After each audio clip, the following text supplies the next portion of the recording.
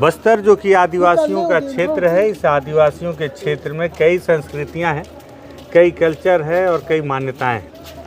अलग अलग तीज त्यौहार हैं जो आदिवासियों से जुड़े हैं और हर किसी के पीछे कुछ अलग कहानी है।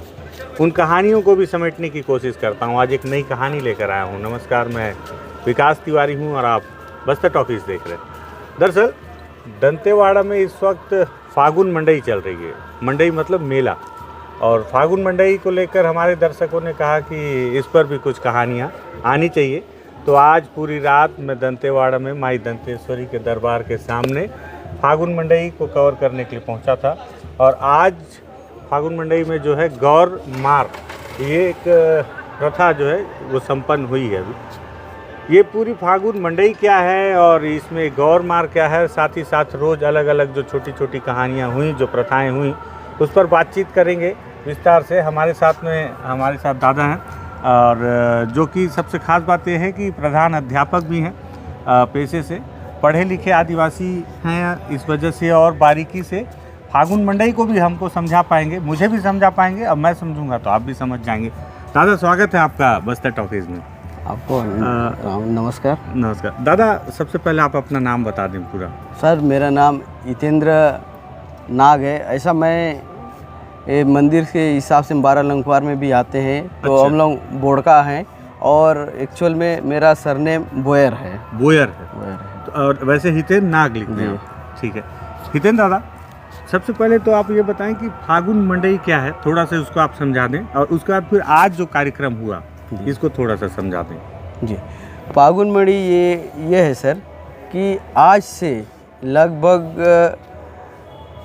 615 वर्ष पूर्व हमारे जो एक बस्तर महाराजा जो काकतीय वंश चालुक्य वंश से हमारे जो पुरुषोत्तम महाराज हुआ करते थे, तो उन्होंने ही हमारे जो इस दंतेवाड़ा में फागुन मंडई का शुरुआत किए हैं। अच्छा। और इस फागुन मंडई में ये था कि हमारे जो इस आदिवासी क्षेत्र में, इस बहुल क्षेत्र में गांव बहुत दूर दरार था, और घर इक्का दुक्का ही ऐसा था, और एक झुग्गी झोपड़ी में रह करते थे जी। और उस समय हमारे जो भाई बंधु जो भी फसल उगाते थे, उनको कई प्रकार के जीव जंतु, जो जंगली जानवर उस समय बहुत हुआ करता था, वो काफ़ी नुकसान पहुंचाया करते थे। अच्छा। और उनको रखवाली करने वाले हमारे जो भाई बंधु थे, वो सही ढंग से नहीं कर पाते रहे। वो सारी पीड़ा हमारे जो राज दरबार में आके बस्तर महाराजा को सुनाया करते थे, और उस चीज़ को सुन के हमारे जो महाराजा थे, तो इसको कैसे करें बोल के उन्होंने हमारे जो इस जनता के लिए बहुत पीड़ा उठाया, और वो अपने विवेक से एक तरकीब अपनाए कि नहीं, हमारे जो प्रजा हैं, हमारे जो जनता है, इनके लिए सेवा करना है। ऐसा उन्होंने बीड़ा सोचा। और जो हमारे जो आदिवासी जो भाई बंधु हैं, जो हम लोग क्या है, रखवाली बहुत करते थे जंगली जानवर को, उसको हम लोग भगाने में हम लोग असमर्थ होते थे। अच्छा। हाँ। और क्या था इसमें, हम लोग उस समय क्या कोई आधुनिक औजार नहीं था, ना कुछ औजार भी नहीं था हमको। पारंपरिक जो हमारे कुल्हाड़ी रहा या तीर धनुष था, उसी से मारते थे। लेकिन मारते हुए भी वो तीर लगता था, कुल्हाड़ी लगता था, लेकिन वो मरता नहीं था। वो कहीं ना कहीं माई जी का उसमें होता कि उसको मरने नहीं देता रहा, वो पीर से जिंदा होकर भग जाता रहा। अच्छा। हाँ, तो क्या हुआ उसमें, एक जो महाराजा थे, उनके सामने इस बात को रखे हमारे जो यहाँ के लोग, तो महाराजा क्या बोले कि नहीं, हम माई जी के यहाँ स्तुति करेंगे, प्रार्थना करेंगे। हाँ। उसके बाद आप लोग शिकार करोगे। अच्छा। हाँ, फिर सारे इस आसपास के लोग, जैसे इस आसपास के गांव हुआ, जैसे चितालंका हुआ, मांझी पदर हुआ, भैरवबंद हो गया, टेकनार हुआ, इधर से पुरनतरई हो गया, कत्यार रास हो गया, कुमार रास हो गया, तुड़पा रास हो गया, बालपेट हो गया, इधर आपका चिताल हो गया, चंदेनार हो गया। ये आसपास के जो इस दंतेवाड़ा क्षेत्र में जो आते हैं, उन लोगों के जो फसल को ज़्यादा ये लोग नुकसान पहुंचाता रहा, तो जो बस्तर महाराजा के सामने इस बात को रखे, और यहाँ पारंपरिक विधि विधान से पूजा वूजा करने के बाद फिर हमारे लोगों को कैसे शिकार करना है, वो तरकीब अपना है। अच्छा, हाँ, मतलब शिकार कैसे करना है ये राजा ने जैसे, क्योंकि राजा महाराजा थे, क्योंकि ये लोग आपने कहीं सुना होगा कि महाराजा लोग हमेशा आकेट करते थे। हाँ, तो हमारे जो आदिवासी लोग आकेट करते थे, लेकिन उसमें निपुण नहीं थे। अच्छा, हाँ, तो शिकार करने की कला सिखाने की कारण ही जो ये जो फागुन मड़ी में जो ये जो ना आकेट का जो यहाँ दिखाया जाता है ना, स्वांग रहते हैं, ये है मेन। अच्छा, हाँ। तो फागुन मड़ई क्यों शुरू हुआ दादा, मतलब मैं जानना चाह रहा था। अच्छा, फागुन मड़ी जैसे इसमें बताते हैं त्रिशूल का भी रोल है। हाँ, हाँ। जैसे फागुन मड़ई हमारे जो ये दंतेवाड़ा में ये माघ के पंचमी, माघ माह के पंचमी दिन से बसंत पंचमी, जिसको हम लोग यहाँ के लोग आमा मोड़ के नाम से जानते हैं। हाँ। ये जो आप दंतेश्वरी मंदिर के सामने आप जो देख रहे हो, ये बाकी समय नहीं रहता, ये नहीं रहेगा। हाँ। ये जैसे फागुन मड़ी जैसे खत्म होगा, इसको निकाल के फिर से इसको यथावत जहाँ इनके स्थान है वहाँ रखा जाएगा। ये जो त्रिशूल है इसको यहाँ स्थापित सिर्फ फागुन मड़ई के लिए। हाँ, ये जो फागुन मड़ी के लिए, देखिए हमारे जो ये फागुन मड़ी लगभग 41 से 42 दिन चलता है। अच्छा, हाँ, इसको जैसे क्या बोलते हैं कि अपना ये माघ पंचमी से स्टार्ट होता है और वो धीरे धीरे वो माघ, हाँ, वो फागुन जैसे यहाँ से, उसके बाद जैसे ये त्रिशूल सवेरे टाइम सुबह 9 बजे के आसपास इसका स्थापना होता है, गाड़ते हैं। फिर दोपहर के 3 बजे के आसपास माई जी का छत्र निकल के नगर को न्योता देने जाता है। अच्छा, यहाँ के लोगों को कि आज से मेरे यहाँ माघ फागुन मड़ी का शुरुआत है, आपको इसमें शामिल होना है। अच्छा। ये जो छत्र को लेके पूरे ये माई जी के सलामी के साथ यहाँ से ले जाया जाता है हमारे जो दंतेवाड़ा के बस स्टेशन चौराहे पे।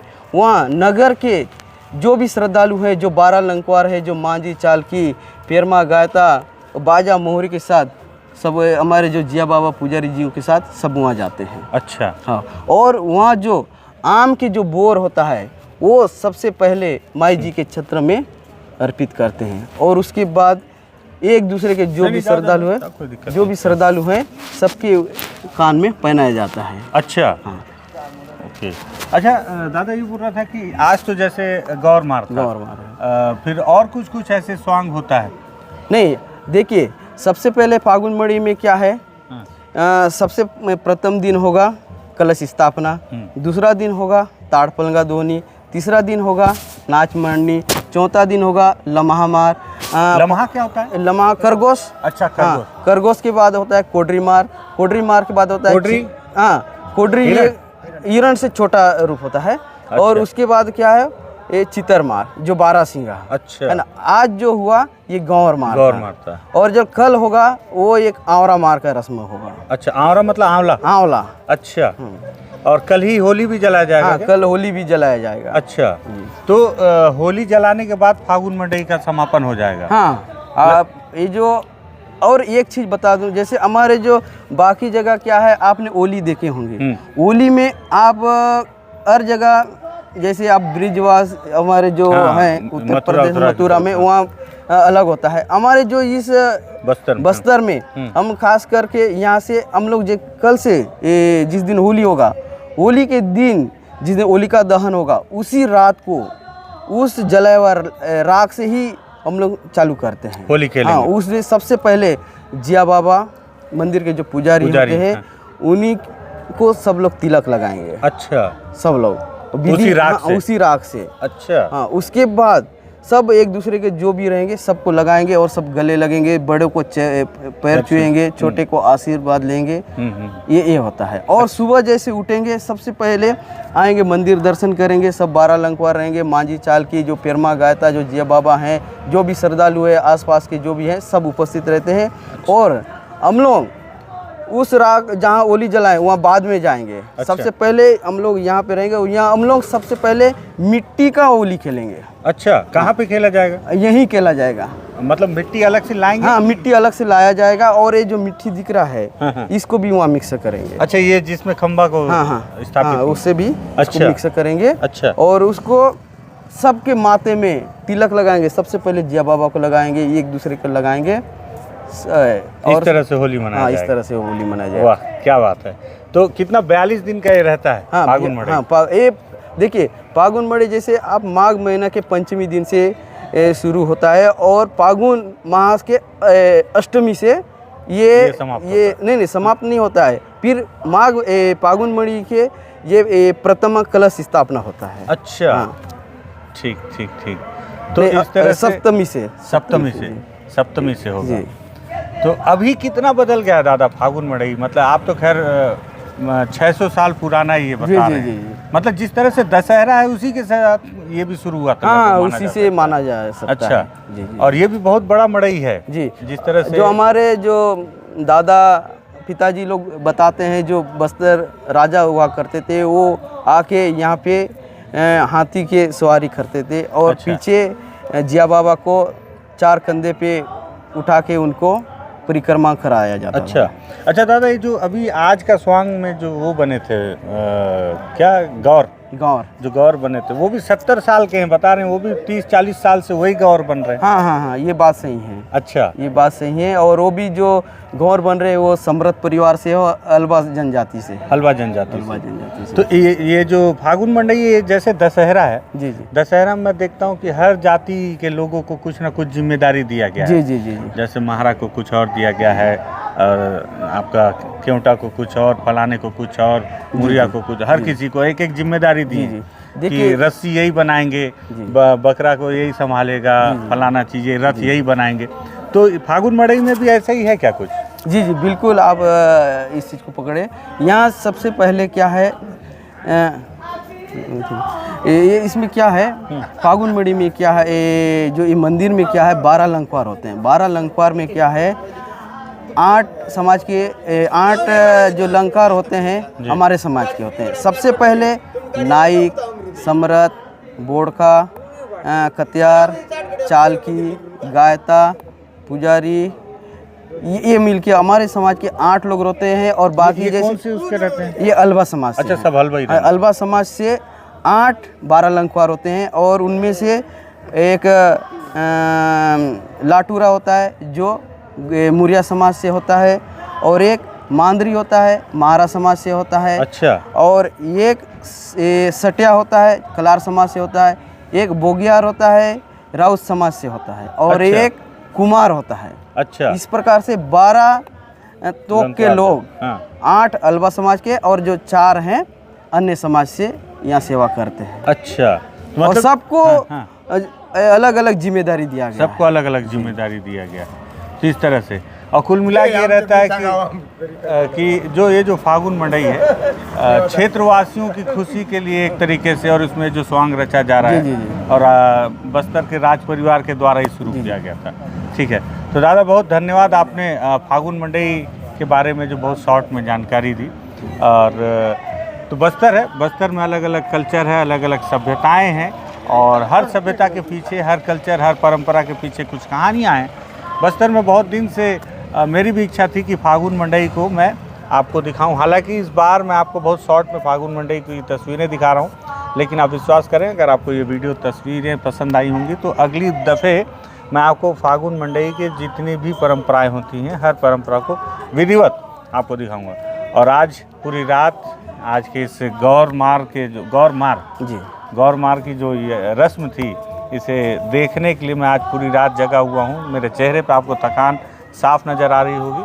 सूर्योदय हो चला है और देर रात मैं यहाँ दंतेवाड़ा पहुँचा हुआ था। अगर आपको ये छोटी सी जानकारी और बस्तर के आदिवासियों की होली से जुड़ी जानकारी कि कैसे होली जलाने की प्रथा बस्तर के आदिवासियों के बीच शुरू हुई, इसे समझने में थोड़ी बहुत आसानी मिली हो तो आप इस वीडियो को शेयर कीजिएगा, बस्तर टॉकीज़ को सब्सक्राइब कर दीजिएगा। धन्यवाद आपका। जय मां दंतेश्वरी।